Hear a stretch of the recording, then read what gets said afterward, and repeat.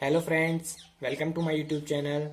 तो दोस्तों, जैसे कि मैंने आपको पिछले वीडियो में 12th केमिस्ट्री के सिलेबस के बारे में बताया था, तो उसी सीरीज़ को आगे स्टार्ट करते हुए आज हम सॉलिड स्टेट और उसके कुछ टॉपिक्स के बारे में डिस्कस करेंगे। तो आज के वीडियो में हम सॉलिड स्टेट क्या है, types of solids and properties of solids के बारे में डिस्कस करेंगे। तो आइए शुरुआत करते हैं सॉलिड स्टेट से। सॉलिड स्टेट मतलब ठोस अवस्था। सॉलिड स्टेट किसी भी पदार्थ की वह अवस्था है जिसमें उसके अवयवी कणों के मध्य अंतर्नाभिकीय दूरियां बहुत कम पाई जाती हैं और साथ ही उसके अवयवी कण बहुत ही प्रबल अंतराण्विक आकर्षण बलों द्वारा आपस में जुड़े हुए होते हैं। किसी भी पदार्थ की यही अवस्था सॉलिड स्टेट मतलब ठोस अवस्था कहलाती है। दोस्तों, मेरा ये वीडियो केवल 12th में पढ़ने वाले स्टूडेंट्स के लिए ही नहीं बल्कि 8th स्टैंडर्ड से बीएससी तक के स्टूडेंट्स के लिए इम्पोर्टेंट है, क्योंकि 8th स्टैंडर्ड के बाद ही पदार्थ की अवस्थाओं के बारे में पढ़ाया जाता है, जिसमें सॉलिड स्टेट मतलब ठोस अवस्था भी पदार्थ की ही एक अवस्था है। तो मेरी आपसे रिक्वेस्ट है कि वीडियो को लास्ट तक देखें और अगर आपको पसंद आए तो वीडियो को लाइक कर दें और मेरे चैनल को सब्सक्राइब कर दें। तो दोस्तों, जैसे कि हमने सॉलिड स्टेट की डेफिनेशन देखी है, सॉलिड स्टेट की डेफिनेशन में एक वर्ड का यूज हुआ है जिसका नाम है अवयवी कण। तो दोस्तों, बात करते हैं अवयवी कण के बारे में। अवयवी कण वो कण होते हैं जिनके संयोजन, जिनके मिलने से किसी भी पदार्थ का निर्माण होता है। अवयवी कण कोई परमाणु भी हो सकता है, कोई अणु भी हो सकता है, यहाँ तक कि कोई आयन भी हो सकता है। तो दोस्तों, इन्हीं अवयवी कणों के मिलने से किसी पदार्थ का निर्माण होता है और जब इन अवयवी कणों के मध्य दूरियां बहुत कम और आंतर आणविक आकर्षण बल बहुत प्रबल होता है तो यही अवस्था ठोस अवस्था कहलाती है। तो दोस्तों, आइए अब बात करते हैं ठोस के गुण, प्रॉपर्टीज ऑफ सॉलिड्स के बारे में। सॉलिड्स का सबसे पहला गुण है कि ये कठोर होते हैं, ये दृढ़ होते हैं और इसी के साथ असंपीड्य होते हैं। इन्हें दबाकर या दाब लगाकर तरल में अर्थात लिक्विड में कन्वर्ट नहीं किया जा सकता। इनका दूसरा गुण है इनका आकार व आयतन निश्चित होता है। दोस्तों, इनके अवयवी कणों के मध्य न्यूनतम दूरी होने के कारण इनके अवयवी कणों में हलचल नहीं होती और ये गति भी नहीं करती, इसलिए इनका आकार व आयतन निश्चित होता है। तीसरा गुण है इनकी भंगुर प्रकृति। दोस्तों, सॉलिड्स जनरली भंगुर प्रकृति के होते हैं। भंगुर प्रकृति से हमारा तात्पर्य है कि जब इन्हें पटका या गिराया जाता है तो इनमें समान आवेशित कण, जिनके ऊपर समान आवेश होता है, आमने सामने आ जाते हैं और इसी के कारण ये भंगुर प्रकृति शो करते हैं। तो दोस्तों, ये ठोसों के कुछ जनरल कैरेक्टर्स हैं, जनरल लक्षण। इसके अलावा भी ठोसों में कुछ स्पेशल कैरेक्टर्स, स्पेशल प्रॉपर्टीज भी पाई जाती हैं, जिनकी स्टडी करने के लिए हमें पहले सॉलिड्स के टाइप्स के बारे में जानना होगा। तो दोस्तों, इन्हीं अवयवी कणों की व्यवस्था के आधार पर सॉलिड्स को दो भागों में बांटा गया है, crystalline and non crystalline solids, क्रिस्टलीय और अक्रिस्टलीय ठोस।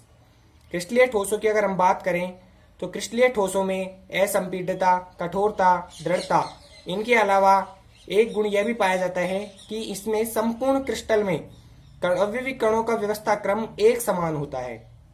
इसी एक समान व्यवस्था क्रम होने के कारण इन्हें दीर्घ परासी व्यवस्था वाले ठोस भी कहते हैं। ये लाइन काफी इंपॉर्टेंट है, तो इसलिए इस लाइन को नोट कर लीजिएगा। इसके साथ ही इसमें क्रिस्टल में सभी अवयवी कणों की ज्यामिति निश्चित व नियमित होती है। क्रिस्टलीय ठोसों में एक गुण यह भी होता है कि इनकी एक निश्चित व नियमित ज्यामिति होती है और साथ ही अवयवी कणों का व्यवस्था क्रम संपूर्ण क्रिस्टल में एक समान होता है। इनका शीतलन वक्र असतत प्राप्त होता है। अतः शीतलन की प्रक्रिया में जब इनका क्रिस्टलीकरण होता है तो शीतलन की प्रक्रिया में होने वाली ऊष्मा की हानि क्रिस्टलीकरण की प्रक्रिया में मुक्त ऊष्मा से लेवल हो जाती है, मतलब टेम्परेचर बिल्कुल समान होता है। तो दोस्तों, ये थी क्रिस्टलीय ठोसों की बात। तो क्रिस्टलीय ठोसों में इन सब गुणों के अलावा गलनांक का गुण भी पाया जाता है कि इनका गलनांक निश्चित होता है। इनमें विषमदैशिकता एक गुण भी पाया जाता है, जो एक ऐसा गुण है, समदैशिकता और विषमदैशिकता एक ऐसा गुण है जो क्रिस्टलीय व नॉन क्रिस्टलीय ठोसों को अच्छी तरह से डिफाइन करता है। इनमें विषमदैशिकता का गुण पाया जाता है, जिससे तात्पर्य है कि इनके कुछ भौतिक गुण जैसे अपवर्तनांक, विस्कासिकता गुणांक, तन्यता, आघात वर्धनीयता आदि गुण मापन की प्रत्येक दिशा में, क्रिस्टल की प्रत्येक दिशा में इनके मान भिन्न भिन्न प्राप्त होते हैं।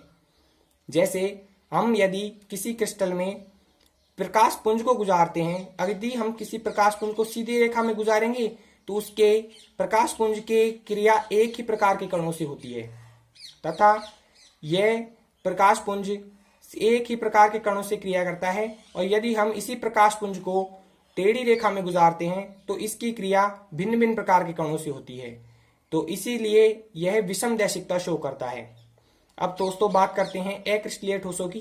तो अक्रिस्टलीय ठोसों में असंपीड्यता, कठोरता, दृढ़ता के अलावा एक गुण यह भी पाया जाता है कि इनके अवयवी कणों का व्यवस्था क्रम संपूर्ण क्रिस्टल में एक समान नहीं होता है और इसके साथ ही इनकी ज्यामिति अनिश्चित व अनियमित होती है। इनका क्रिस्टलन या इनका शीतलन वक्र सतत प्राप्त होता है। इनका गलनांक अनिश्चित होता है। इन्हें ज्यादा गर्म करने पर ये द्रव की भांति व्यवहार करते हैं, इसलिए इन्हें अधिशीषित द्रव कहते हैं। जैसे कांच इसका एक एग्जाम्पल है। कांच को अगर ज्यादा टेम्परेचर दिया जाए तो वह लिक्विड की तरह शो करता है, इसलिए कांच को अधिशीषित द्रव कहते हैं। तो दोस्तों इसके अलावा अक्रिस्टलीय ठोसों का एक गुण यह होता है कि ये समदैशिकता की प्रवृत्ति शो करते हैं। समदैशिकता से तात्पर्य है कि इनमें इन भौतिक गुणधर्म जैसे अपवर्तनांक, विस्कासिकता गुणांक, तन्यता, आघात वर्धनीयता, यांत्रिक सामर्थ्य आदि गुणों के मापन की प्रत्येक दिशा में इनके मान समान प्राप्त होते हैं, क्योंकि इनके क्रिस्टलों की, इनके अवयवी कणों की व्यवस्था भिन्न भिन्न होती है। तो दोस्तों ये थी क्रिस्टलीय और नॉन क्रिस्टलीय ठोसों की बात, जिनमें शीतलन वक्र, समदैशिकता, विषम दैशिकता आदि कुछ स्पेशल गुण पाए जाते हैं जो कि क्रिस्टलीय व नॉन क्रिस्टलीय ठोसों में ही पाए जाते हैं। तो दोस्तों इसमें नोट करने वाली बात समदैशिकता और विषम दैशिकता की है, क्योंकि यह क्वेश्चन एग्जाम की दृष्टि से बहुत इंपॉर्टेंट क्वेश्चन है। यह अक्सर पूछा जाता है 12th बोर्ड के एग्जाम में भी और बीएससी के एग्जाम में भी। इस वर्ष बीएससी फर्स्ट ईयर के एग्जाम में इस क्वेश्चन को पूछा गया था। तो दोस्तों मैं एक बार आपको क्रिस्टलीय व अक्रिस्टलीय ठोसों को संक्षेप में इनके अंतर को डिफाइन कर देता हूं।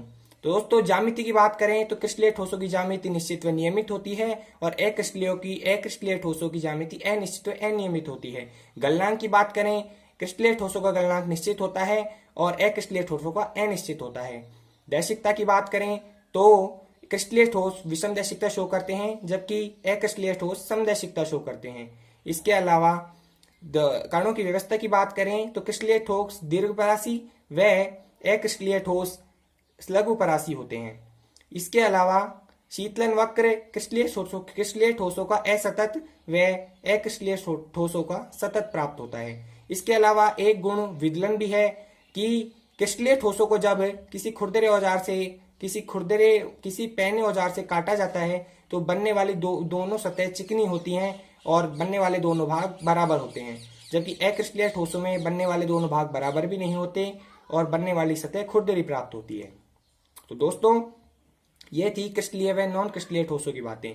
इसके अलावा एक मेन पॉइंट जो है वो ये है कि क्रिस्टलीय ठोस ही वास्तविक ठोस होते हैं, अन्यथा अक्रिस्टलीय ठोस केवल आभासी ठोस होते हैं।